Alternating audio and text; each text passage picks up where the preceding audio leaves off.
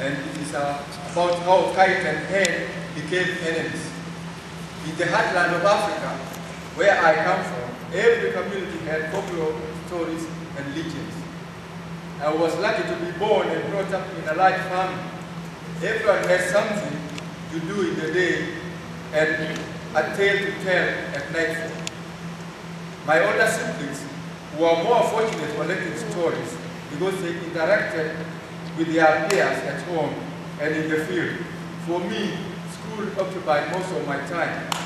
I still remember some tales which I treasure very much, including the story I told my elder brother and his two friends, at which they said, "Oh, what a nice story from the city dweller."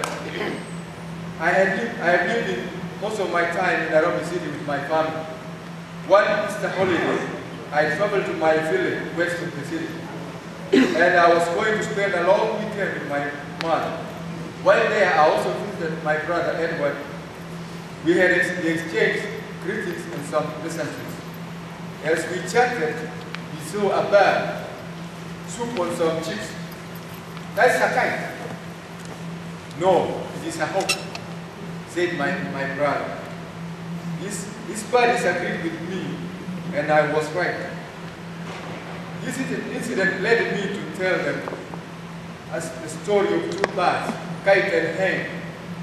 The two birds had been friends for a very long time. The hen borrowed blade from kite. This was quite normal. An item lent to a body was usually returned to the owner immediately after use. Hen had forgotten to do her duty. For a long while, the friends had enjoyed and anticipated fine weather.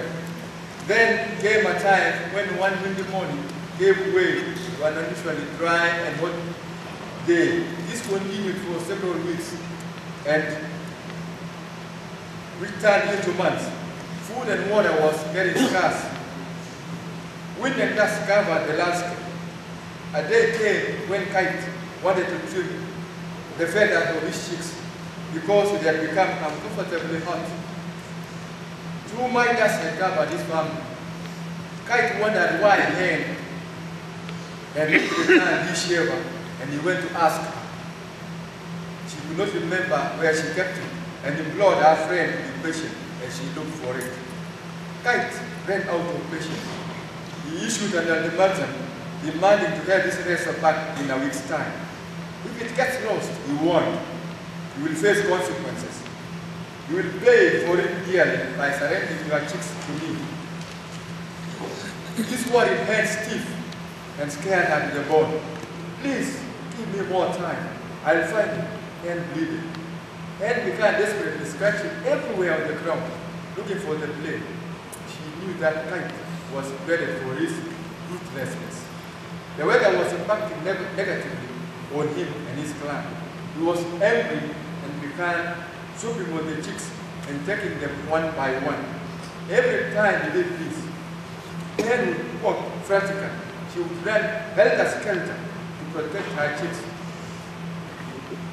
and telling them to hide. She was also trying to find a way of letting Kite know that she had found the blade, but she was too shaken to physically hand it over to him. Kite, with his hooked eyes, had actually spotted it and said, Hen is negligent. See, my razor is now useless. It is rusty, and I won't take it back. I need a new one. It was Hen's responsibility to make a replacement. Kite kept snatching Hen's chicks each day as he waited for a brand new blade. He continued doing this despite the good weather that followed for many years. He enjoyed feasting on the chicks under the pretext that he was waiting for a new razor. With time, other birds who had been watching events unfold discovered that Kite and his family were growing healthier and bigger. They knew this. Soon they followed suit. They too found a favorite meal in Hen and her family.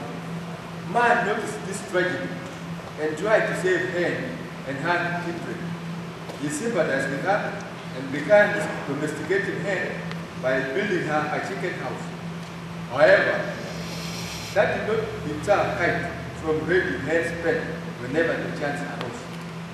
It is a sad fact, but this dangerous game has continued up to this very day, despite man's intervention. Thank you very much. We love you. God bless you. And we thank this center. God bless the center. God bless America. God bless Kenya. We'll be going back to Kenya soon in a couple of months. Maybe before the end of summer. And I invite you to come to Kenya. You, your family and friends, to come and spend time with us. We shall host you, you will be our guests. We are really humbled, truly humbled by your generosity, by your hospitality, by your friendship. So we want to return also kind by hosting you. When you have friends coming to Kenya, please come. Tell them our contact will be here at the center's reception for you. So thank you very much, and I wish you a good night. Thank you.